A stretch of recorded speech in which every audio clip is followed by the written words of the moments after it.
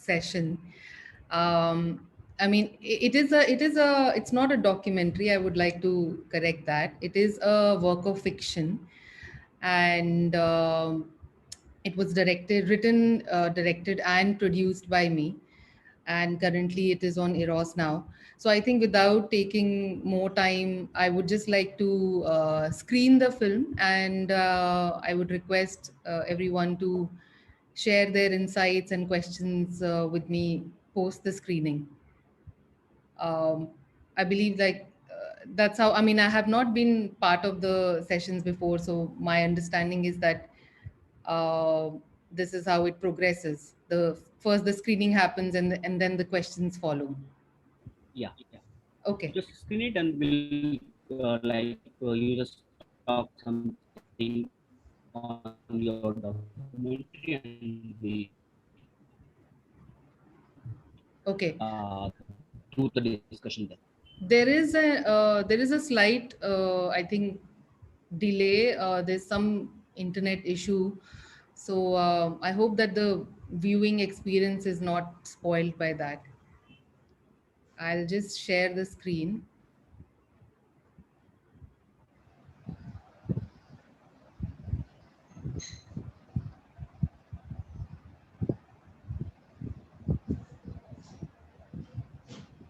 Should I start it? Yes, yes. Priyanka, you start.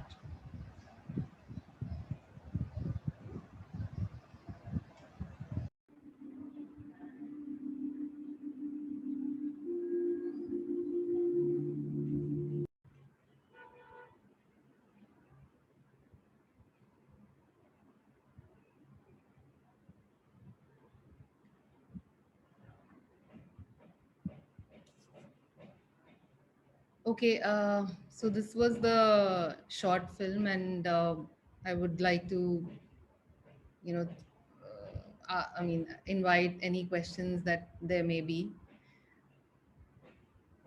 That was really a hard-hitting content, ma'am. Thank you. And why don't you share the story behind like what made you to make such content and the story behind the making of this short movie? Um, I mean, this story, I think, has been there with me for a long time, and I feel that it's a subject which, you know, I think even though such films are a little difficult to watch, because most of the times when we want to watch films, we want to watch them for uh, it, watching films oftentimes are associated with leisure activities, and when you want to unwind and relax. But I also feel that films are, as I heard someone else also mentioning before, that films are a way of you know reaching out to a larger mass, and it's a very powerful medium that should be used wisely. And I think that I just wanted to use this medium to touch upon this subject, which is, as much as no matter, even if we are in uh, this modern era or whatever, with so many changes which have happened in the society, these things are still prevalent. So till the time certain, I mean, this is just a small attempt by me to talk about something which I feel strongly about. And it was my first, I thought that it will be the most apt way to start. Earlier I used to work as a cinematographer, and this was my first film as a director. So I just felt compelled to start in this manner. We have one hand raised by Neha Tiwari. Neha, you can unmute yourself and ask the question.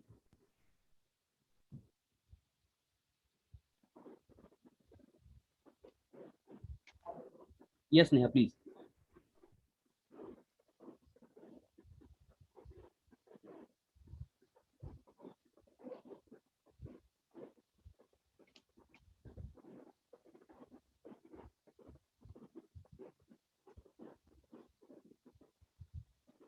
Neha, we can't hear you. Am I audible now? Yes, yes, please.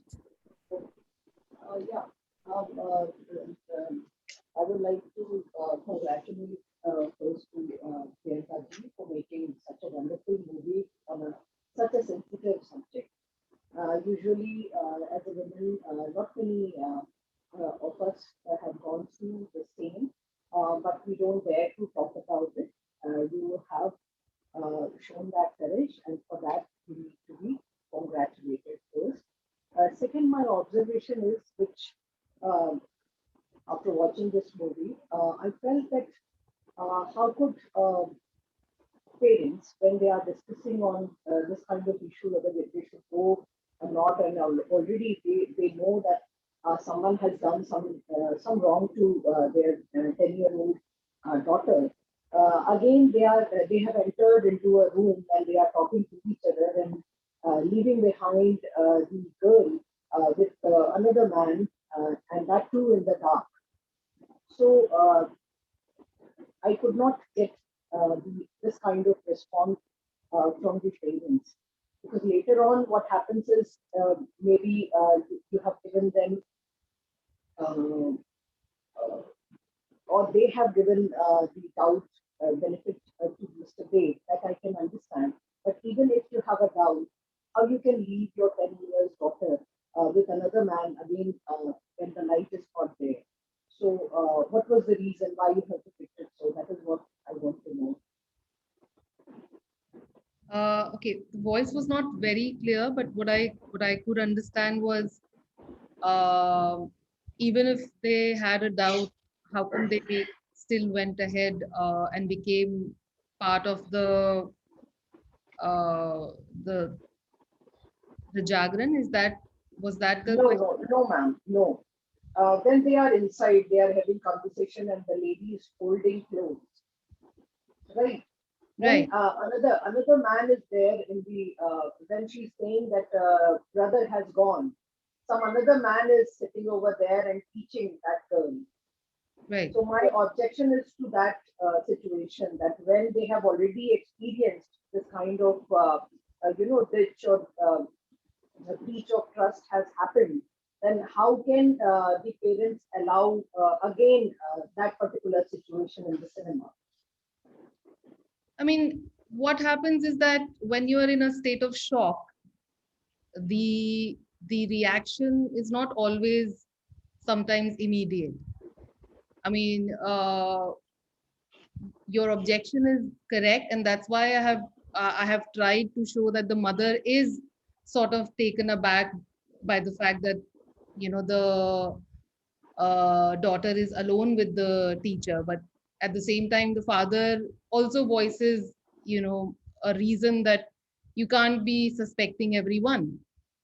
But the reaction to that formulates, maybe it happens later on, as in it's not always immediately that we are able to take an action. Maybe for the rest of the life, for that girl, she will always be kept in that controlled and protective environment because of this one incident, which is what happens. But it's not necessary that someone immediately will take an action. And also the tutor is he's not, again, I mean, it just takes, just the way they are taking time to absorb this, or even accept that something like this could have happened. Similarly, for them to also not let the, I mean, not let the girl be alone with the tutor is something which is, again, it takes time. Even though your trust may get broken once, it doesn't happen that if we are cheated once, we never get cheated again, right? We get cheated again, because as human beings we end up still inclining towards the positive side, the better side, that no, there is, I mean, everything is not wrong. So it still takes more and more time to become such a cynic that you just cannot allow anyone to be around or anything like that to happen. There is another question by Dr. Sachin Mane. Why have you chosen dark background setting in this short film? Any connection between dark background and the story? And another question, please throw some light on imagery used in this short film. Dark background was primarily to, you know, transition into the time, because the story is it moves linearly from evening to night. That is when the Jagran is happening. And also, since it is a dark story, so it just felt right for me to set it up in that sort of an environment when, you know, not only there is, you know, there is a lot of darkness in the mood, but also literally there is, you know, a lot of darkness in the society, I mean in the environment. And the imagery used is, um I mean, it just, most of the times, you know, all these things, even though they happen, you know, they can happen in broad daylight, it just, it becomes more and more, uh, more and more impactful. Although, like, that was a later thought which came about. But my idea was, because the film is set in Delhi, and you know, Delhi does experience a lot of electricity power cuts and all of that, and I wanted to also set up the, you know, environment accordingly. So that is the reason why, you know, this kind of mood was created. There is a question by Dr. Shibani. You seem to suggest that even the mother is complicit in the silence, though she blames the father for not speaking out. Is that deliberate? Yes, because oftentimes I have noticed that women, even though they have an opinion, and they feel things differently, but they always need validation from a man in the family. Somehow it happens in many scenarios, whereas a woman can be working independent and everything, but when it comes to speaking out or raising their voice, they still need some kind of a support from the man of the family. And you know, if that is not there, they aren't, you know, it seems very sort of not believable. Oftentimes, if we look at it from our own perspectives, you know, having grown and everything. But at the same time, that is the reality, that at the end of the day, because of this need for validation and support, we ourselves are not able to raise our voice against something that we feel is incorrect. Oftentimes it gets influenced, you know, our opinions, the way we think, everything gets influenced by, you know, by the way, uh, you know, men in our families think. We become aligned to that thought process, and that is something that I wanted to also uh, include in the film. Lakshmi Pandey is asking, contemporary burning issues are raised through short films, and they also become strongest medium of awareness and revolt. What are your opinions on this? Sorry, can you say that again? Contemporary burning issues can be raised through short films, and they can become strongest medium of awareness. Your opinion? Yeah, I think that because, see, you know, for a film like this, where I have not given any kind of a, you know, redemption, I have not given any kind of a solution by the end of it, which has been very disturbing for many people, because, you know, at the end of the day, we all want easy solutions. We all want that feeling of redemption, that yes, all is well and good. But that's not what I wanted to showcase. I wanted to showcase that all is not well and good, and this is what ends up happening, and it's disturbing. So when you, in a short film, you can still, you know, with just 11 minutes of disappointment, it's still easy to take. And that 11 minutes of disheartening, you know, that darkness, it's still easy to take, instead of like a full, imagine seeing that for 1.5 hours. Even maybe even I would not be able to watch it for 1.5 hours, you know, even I would not want to be disturbed for so long. So I feel that it's while it is difficult, at the same time, I'm saying difficult because to showcase so much in a short film also becomes very challenging, because like how Neha had raised the question that why was she left alone with the tutor.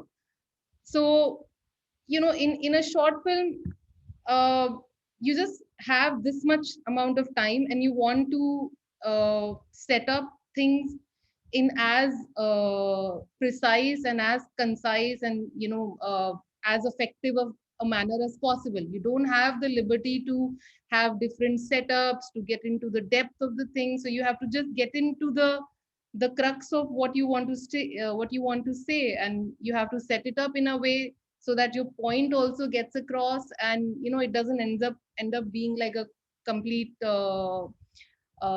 non-satisfactory experience.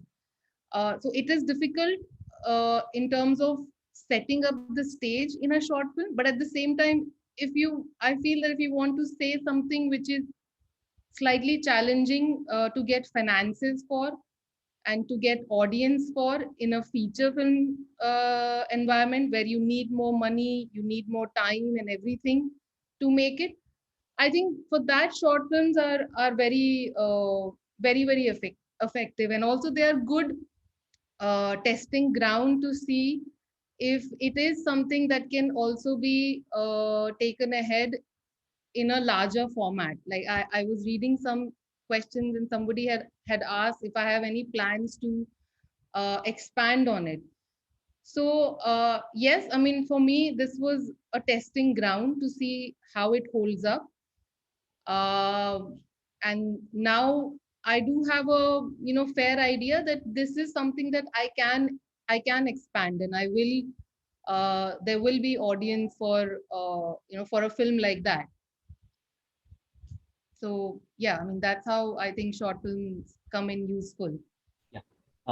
Bandra Baru is asking, can we see the short film Mon as a protest against the silent behavior of society? Can such films really help people to realize the dark elements hidden underneath? For some people, I hope so. I mean, that is my hope, that at least if even if 10% of the people who watch the film uh, somewhat take something out of the film, it is still something it's something better than nothing. So I think that I always feel that there's always an audience for films, and there is always within that audience there are people who dissect things more. Just one second, sorry. Who dissect things more, and who have this ability to take away more from a film than everybody has their own uh, perspective, and somewhere I think it does end up helping. Yeah, rightly said. Something is better than nothing. Shazia is asking, to even take up a subject like this is commendable because addressing such issues is extremely important. At least the parents shown here are discussing the problem, whereas in earlier times, such issues were just not accepted as even existing. This, of course, was your way of even raking the issue, uh, uh, even taking the issue up. Don't you think filmmakers should suggest bold steps towards making things better for the victims or prospective victims in terms of bringing the perpetrators to book even through a short film? Yes, I mean, that is one way of doing things. My idea was to not give a solution, because oftentimes solutions are I think in a film, if a solution is given, it just ends up sometimes maybe it can help, and sometimes it just becomes like a feel good feeling. You just go ahead with this feeling that yes, everything is fine, and you just forget about it. you know Whereas if it is something which disturbs you, you are able to, it stays with you for longer.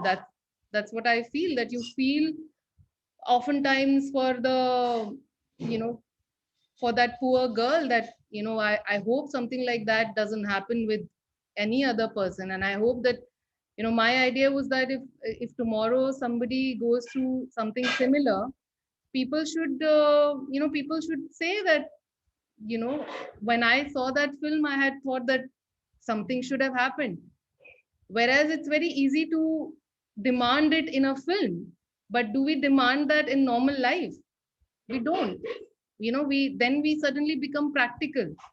So I think to expect solution from a film is an easy redemption that can be a very short lived thing. What we really need is a deeper questioning of these things, which can only come if we feel disturbed. I mean, if we are bothered by it. And that was my idea behind not giving any kind of a solution in a short film. That's an interesting one. Tara N is saying that's really a beautiful subject, and she would be really keen to know how the plot progress. So this short was a bit too short for me. She's asking for the extended extended part of it. Yes, this is the question that I had read, and I agree that it felt a little short, but yes, in this case the idea was to make a short film, so I just kept it short, and this has given me a fair understanding that yes, maybe I should work on an idea, work on extending it more. It just so happens that making such kind of a film, as much as it is draining for the audience, it's also draining for the filmmaker. And yeah, I mean, I'm just hoping that I can somehow gather the strength to see it see it through completely. I mean, honestly, I would not.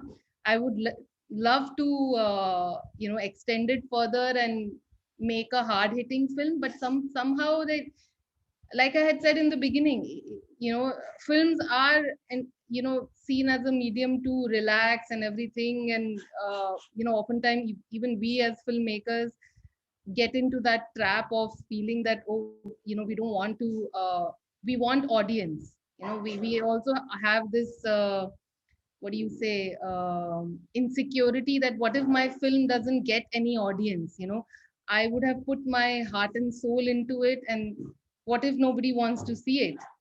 So that's how the short film gave me the strength that yes, I should extend it and uh, not be afraid of saying what I want to say.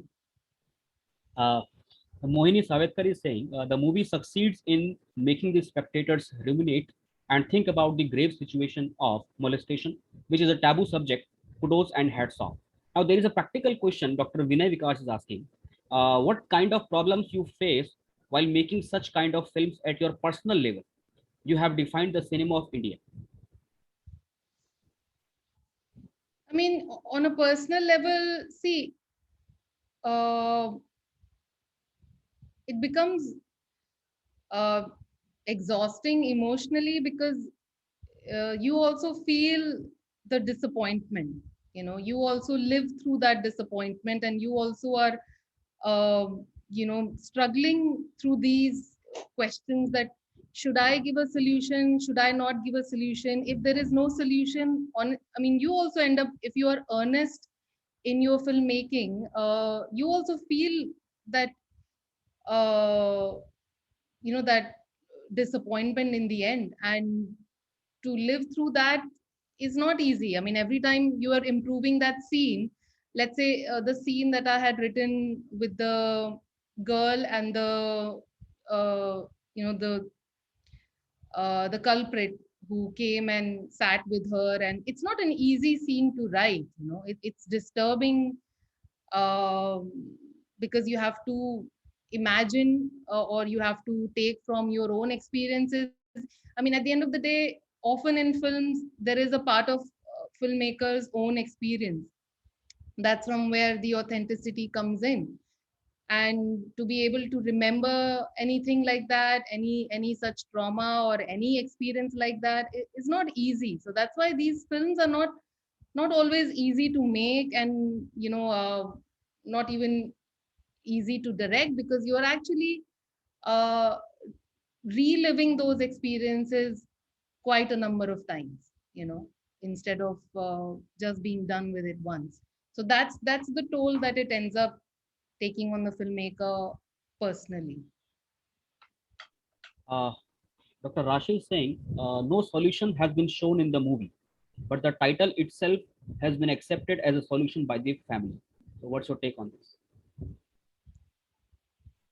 Yeah, I mean, I think that I wouldn't say that that's the solution. It's just something which, uh, yes, though the family has taken it up, but if my idea was that at the end of the film, the audience should question that solution, because that is not the solution, you know. That is the very thing which has been prevalent, and for whatever so many reasons that we don't understand, for many of us who do not who have not faced these kind of scenarios, fortunately, or who have had the courage to be able to be outspoken, to be able to deal with the scenarios. For them it's very hard to imagine that such a thing can happen. But at the same time, in fact, when I was prepping for the film, and I was looking for locations, there was one house that I had found, and I didn't shoot there eventually, but the house owner, when she heard the subject, she started sharing her experience with me, and she was probably in her 50s, and from a very well off family. Even when I in fact when I was making the film, many people had questioned that, but does it still happen? Maybe it happens in a poor family, maybe it doesn't happen so much in a well off family, or a somewhat middle class family. But the problem is that oftentimes it happens and we don't get to know, you know and that's why we think that it's not existing. So what the family has done has not, I mean, it's not a solution. They've become part of the problem, and that is what I wanted to showcase. And that is, I mean, the title, if it at all came across as a solution, I mean, I I I think that's gone completely opposite of what I had desired, but definitely not a solution. Yeah, sometimes things look quite plain and like normal from the above, but when you look at the facts, statistics, then you get to know that things are very complex and very complicated. So Yes. there is another question by Punya Pillai. What kind of ethical consideration do filmmakers keep in mind while making a film on such issue? For example, what about the child actor who has depicted the role? Any concerns are addressed vis-a-vis her? In my case, I mean, I was very open about, first of all, when you are dealing with child actors, you have to end up dealing with their parents. You are primarily dealing with their parents, and through the parents, you end up dealing with the child. And in case of my story, I was fortunate enough to have parents who completely understood what we are making. I mean, I was completely honest about what is the film that we are making, and what is the setup that will be there. And they were absolutely supportive of the fact. In fact, because the girl was just 8 years old, and I was conscious myself that how do I explain it to her, especially in that scene where the molester comes and sits close to her. And I mean, I wouldn't say that, I mean, although it's good that this child uh, was somewhat had escaped any such experience. She had not been through any such experience. That's what I could gather. Uh, so for me to explain what's happening in the scene was a bit challenging, but often the mother would jump in and would take examples from how nowadays in schools there's a lot of counseling which happens, and there are often sessions on explaining to the child what is a good touch and what is a bad touch. So it's not that they're completely uh, ignorant, or they are not aware of anything, although I'm not sure how much that really helps, but they are somewhat aware that okay, there is something like this which I need to question, there is something like this that I need to be aware of. So there is some awareness. So in this particular case, I didn't find it very challenging with the child. But yes, I would have been, my concern in early on was to expose, to be exposing the child to something like this, you know. But at the same time, I also thought that should they not be aware of it, would we rather, keep them cocooned and, protected, and not and make them feel that everything is nice and good when it's not. Um, those are the questions that came to my mind. But I was fortunate that the parents were with me, and I had complete support from them. Uh, Dr. Surendra Singh is appreciating and suggesting that such type of short film as Mon must be telecasted in every educational institution by the government. The parents as well as girl child must be sensitive and aware about mistreatment. This Krishnamurti says, Mahatma Gandhi said, women can use their nails for their self-defense. A girl child today is a candle in the wind. Ma'am, don't you think through their conversation and development of the plot that there is no accountability on the side of both the parents? No accountability. I mean, see, first of all, I don't think any parent ever wants to be in a situation like that. And what ends up happening, my idea was also to uh, somewhat showcase as to whenever such a thing happens, what could be going on in the parents' mind. Because there are scenarios when parents don't end up speaking out.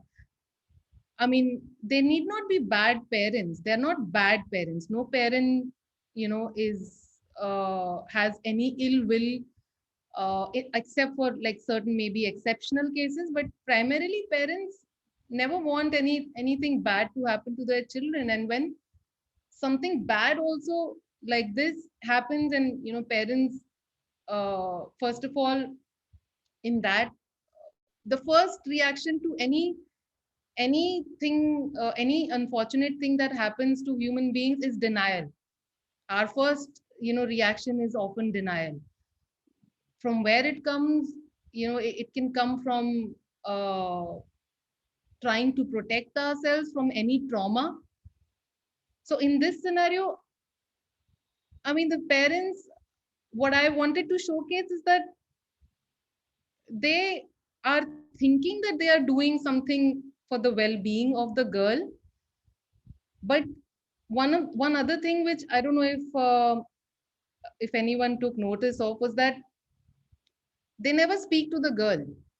They never ask her, you know, and that is what often ends up happening. That the very person who is the victim, you don't end up speaking to that person because you're so uh, you're so uncomfortable. We become so uncomfortable in talking to the person who is affected by a certain trauma. In this case, it's this girl. We don't know how to address it, and it's the problem with most of the parents. They don't know how to address it. I don't know from where that uh, that comes from. Maybe it comes from the fact that we may think that if we talk about it, we might be tormenting the child even more. Let's just pretend that it didn't happen. Let's just say that it just let's just try and keep a facade of normalcy. That's what we end up most often doing, and this is the thing which ends up creating a problem. So instead of seeing that parents didn't take any accountability, I mean, my idea was to showcase that they are in a state of shock, and in that state of shock, or in that state of trying to grapple with the situation, what to do, how to go about it, they forget this very basic thing, which is talk to your child. you know that is the thing which they end up ignoring the most, of course, uh, other than the fact that in their effort to uh, sort of protect the child in some way. Like, for example, even if something, let's say tomorrow something bad happens to a girl, not just in case of this film, but in any case, do you see many people talking about it? Do you see many people, um addressing it with the girl or addressing it generally? They would rather not talk about it. They would just, prefer that to pretend that nothing happened. That is our way of, I think, um, going on with our lives, and that is the point of the film, that stop doing that. Don't If you do that, then things will just keep on happening the way they have been happening. And that is why even in today's time we are grappling with this problem, that there is silence around these issues. Dr. Rashmi Mishra, I think that it answer all the queries of the question. And Dr. Rashmi Mishra is saying that that's really a courageous effort of you, ma'am. And she is suggesting you to call it a goonj rather than a mon, and wishing you good luck for your future projects. Now, Dr. Shubha Dwivedi is asking about your experiences as a women cinematographer in Bollywood. I mean, when I started, there were very few women. Uh, it has been about 10 years now, and there are more and more women, but definitely it's still like many other professions. It still remains a male dominated section of filmmaking. um, Things are changing. For me, I think, uh, I don't know how to really put it. It hasn't been very easy, or it hasn't been a cakewalk, but I think that is the challenge that I took up, and I'm determined to see it through, and be a part of the change that I can see it's coming. And I am very hopeful that things are, although people say that the more things change, the more they remain the same, and that is also there. I mean, if you look at it, it's not a new thing, a female voice or all of that, and it's not something which has just come up. It has been there for hundreds of years. There are always a few voices that are there. What we need to look at are the numbers. If the numbers are proportionately somewhat similar, and till the time it's equal, I don't think there is much that is that can change. And the same goes for my experience. I think things have changed to a certain extent, but not so much. Mohini Savetkar, uh, do you think that movements like Me Too would provide courage to the girls and women to raise their voice against molestation and suffer in silence? Um, I think in India it was pretty much a fail. I don't think much has changed after Me Too. Maybe just for certain policies and rules that came about. But when it comes to speaking out, see, speaking out and all of that takes a lot of support, takes a lot of courage, and I don't think that it's always. In fact, I think in many scenarios, it has hampered, uh, at least for when it comes to women employment, because people are so scared, that, oh my god, what if I hire this girl, and then there is some issue that gets created, and we would rather want to like stay away from it. So wherever the intentions are correct, things were okay before also, and things will be okay even now. That will be fine regardless. And wherever the intentions were not correct, I don't think much has changed. And the only thing that can change, like I said, the only thing that can change anything is equal representation. Till the time that happens, I don't see much change happening, whether it's Me Too or any similar movement like that.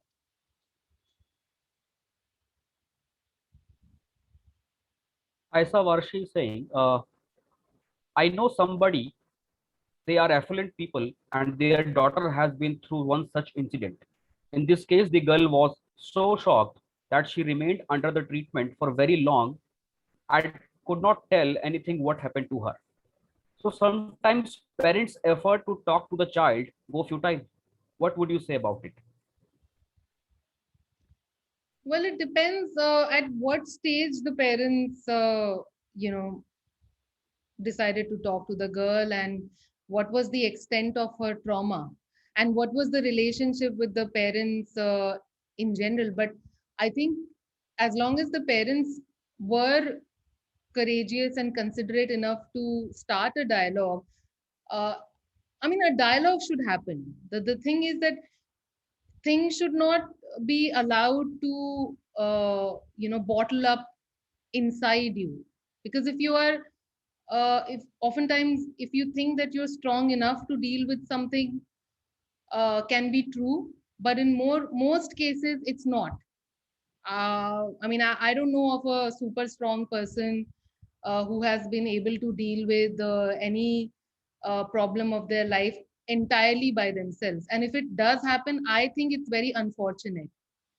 I think that people should be made to open up. In this particular case, if the parents are not able to open the are not able to get through to the girl, for I don't know the equation amongst the parents and the child, I think then they need to see to it that the child is able to talk to someone. you know uh, I personally feel that at least in these kind of in India, there are very few setups which allow people to share uh, such traumas, which allow people to get through such trauma. There's very little attention paid to that.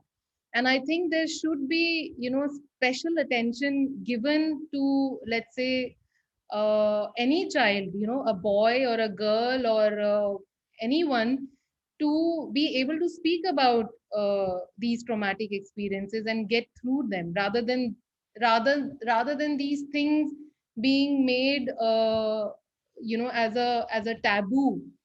It should be made very normal to talk about it. And because, see, I mean, uh, there's one thing that these things shouldn't happen at all. There should be effort towards that also, and there should also be an effort towards, okay, it happened, now what? you know should you just be should you just continue to live in that trauma, or should you be able to move on somehow? So I think parents, if the child is young, yes, the parents need to make the utmost effort to help the child feel, first of all, that it's never their fault.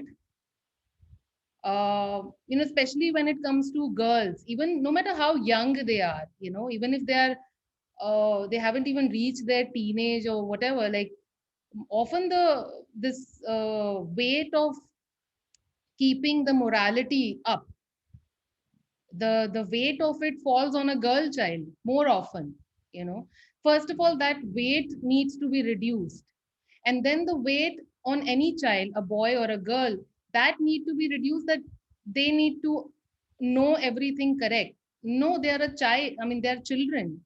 Even we as adults don't know many times what is right and what is wrong, and then how can we expect a child to know that?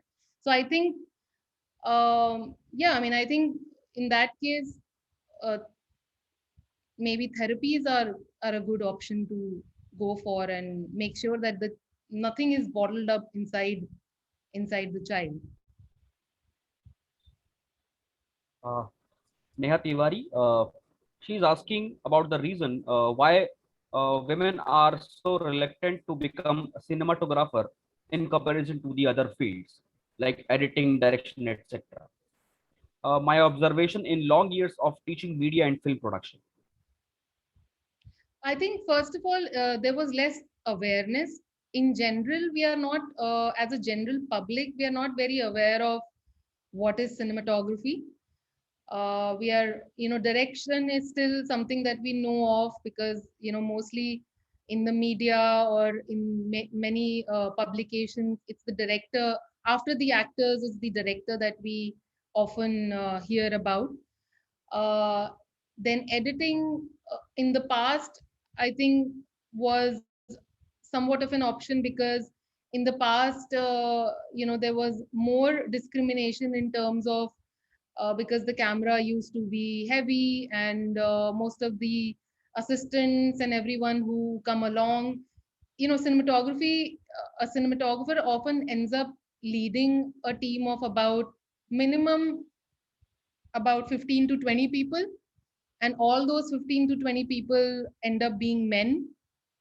And we have to understand that filmmaking doesn't have anything like HR. You have a problem, you deal with it on your own. You don't have HR to go to, or you don't have a specific body to go to and complain to them about.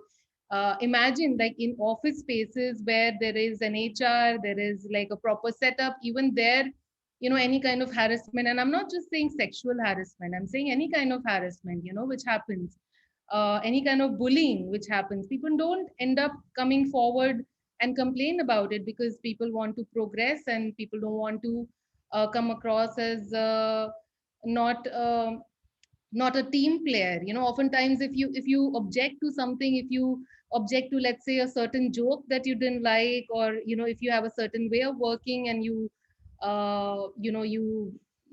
want it to be done that way. I think that, first of all, men are not very used to taking commands from women. Even the most liberal men will have problems taking command from a woman.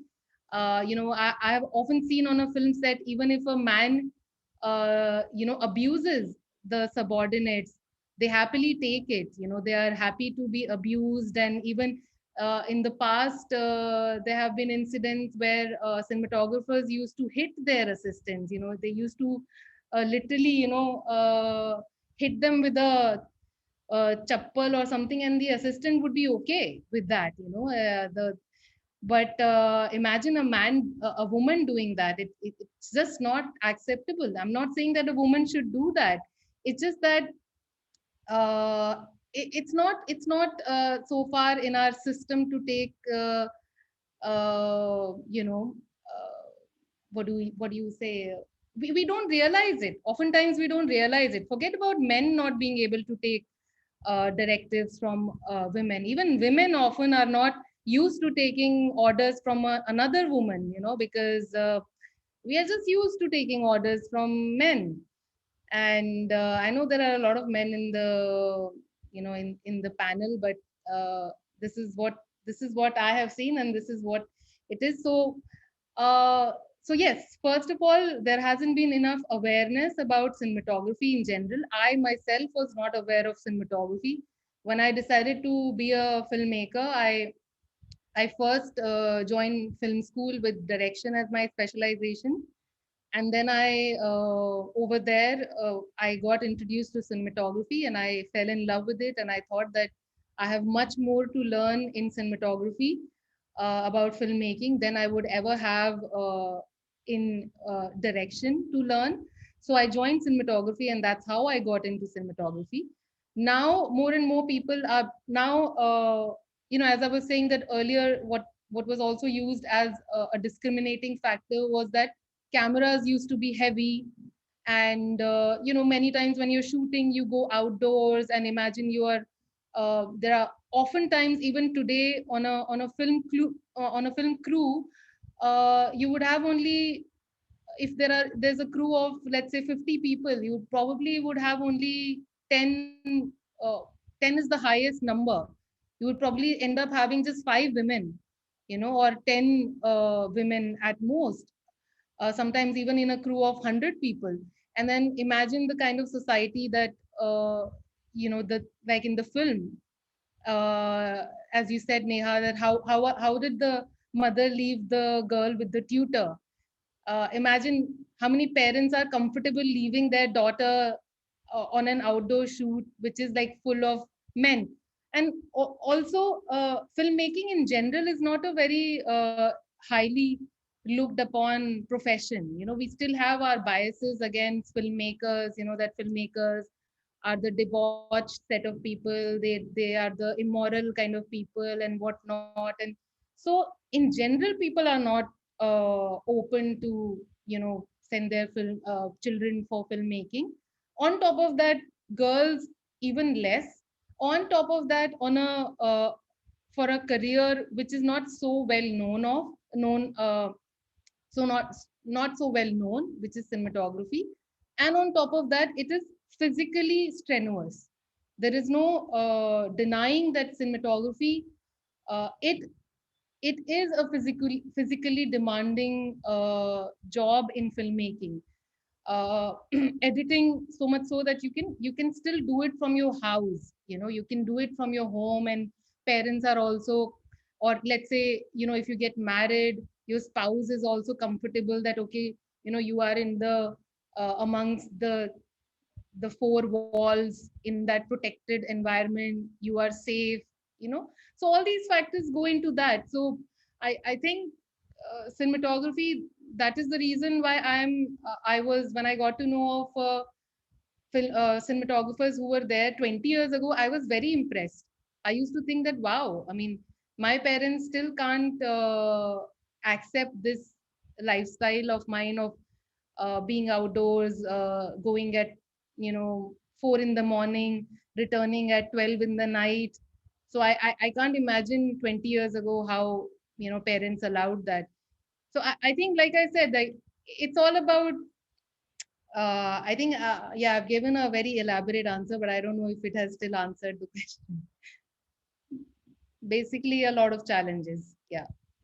Yeah, thank you so much, Priyanka. It was really a lovely interaction, full of insights, full of practical knowledge about the content, social issues, and you literally made the day. So I would like to thank you from the entire committee, from the college, from the FDP organizing team also. Thank you so much. Thank you, Ravinder, and thank you everyone for listening to me.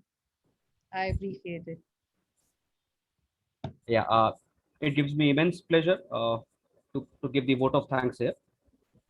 Uh, I would like to thank our principal, sir, Professor Gyantosh Kumar Jha, sir, and Ramanujan College for providing this valuable opportunity to learn and enrich ourselves on this rarely discussed topic. Thanks to the organizing team and our technical team for such a flawless coordination, and a big thanks for such an enthusiastic and alert audience. Without you, this would not have been a successful session. Thank you so much. Thank you. Thank you, Priyanka, for sparing your time. Thank you, ma'am. Thank you so much for making me a part of this